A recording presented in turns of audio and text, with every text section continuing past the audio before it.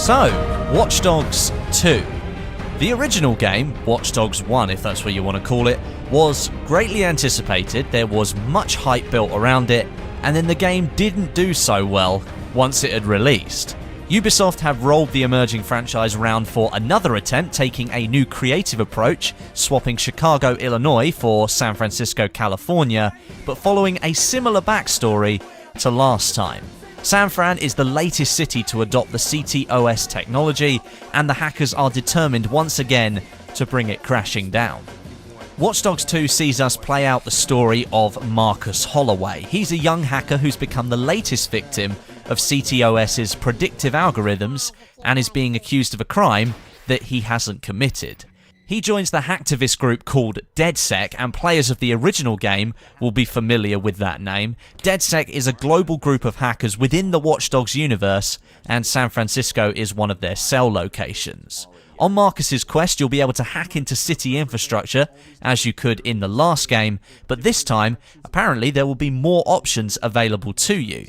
You can hack and interact with cars, drones, robots, cranes, and even other citizens. You can get people attacked or arrested, hack into their car and drive it over the edge of a drop, or make them steer in the wrong direction. You can even manipulate objects in the environment to gain an advantage. There's a new movement system that's almost like parkour. It does look very fluid, meaning getting objects in the right place could get you out of trouble.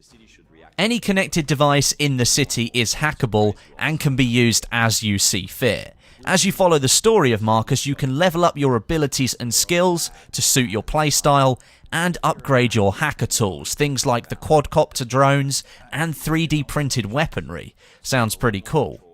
The map of San Francisco will be split into 6 different suburbs, so you've got Downtown, Civic, Coast, Oakland, Marin, and Silicon Valley.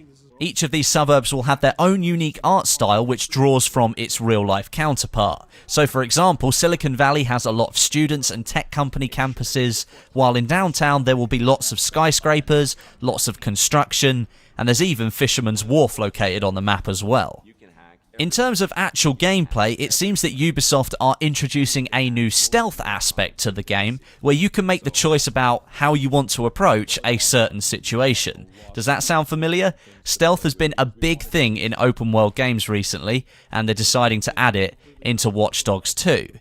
You can hack stealthily and work your way through missions without killing a single enemy if you don't want to, or you can go in Rambo style, all guns blazing. It's apparently possible to complete missions without even moving from the spot that you're standing in, and you can hack your way to completing it instead. I'm not sure if that would make for extremely fun gameplay. It might be fun to see what you could do with the hacking, but I'd kind of want a balance between the two, hacking some things and moving around to complete the mission. The game will feature a campaign story mode and a multiplayer experience as well, but they're blended together, so it's this seamless online multiplayer, single-player campaign mix that Ubisoft seem to be going for in all of their open-world games at the moment. The multiplayer will be directly integrated into the single-player, so there's no reloading of the map, there's no menus that you have to move around in. Basically, it's always online, and whether that's a good thing or a bad thing remains to be seen. Now, I mentioned this at the start of the video, let's be real here for a second. The initial Watch Dogs game was underwhelming, to say the least. It was plagued with issues and is probably the starting point for the downgrade comments that now haunt every single developer every time they show gameplay of something. People were excited to try out this huge open world, something that looked awesome in previous trailers, but when it came out, people felt extremely let down. Now, Watch Dogs 2 needs to absolutely nail it when it comes to showing people what to expect. And from the trailer that you can see here, and the footage that's in the background as well, some gameplay just with the HUD removed, I have to say that the game does look very good right now. You only need to look at the first few comments on the reveal trailer to know that people are already expecting for this to look worse when it releases. I don't think people are going to stand for that anymore, so let's best hope that this is what the game looks like when it comes out. The game will be releasing on the Xbox One, the PS4 and the PC on November 15th, which means if the rumours of the new Sony and Microsoft consoles are to be believed, this game is set to miss the graphical bump that those systems will provide. Now, it will be interesting to see just how much has changed in Watch Dogs 2 in comparison to its older brother. It's only been a couple of years since that was released, and I think people have got preconceptions in their heads already. I certainly do, and I will be very cautious about the game moving forward, but I am looking forward to seeing more of this game. Hopefully we get to see more at E3, which is now less than a week away.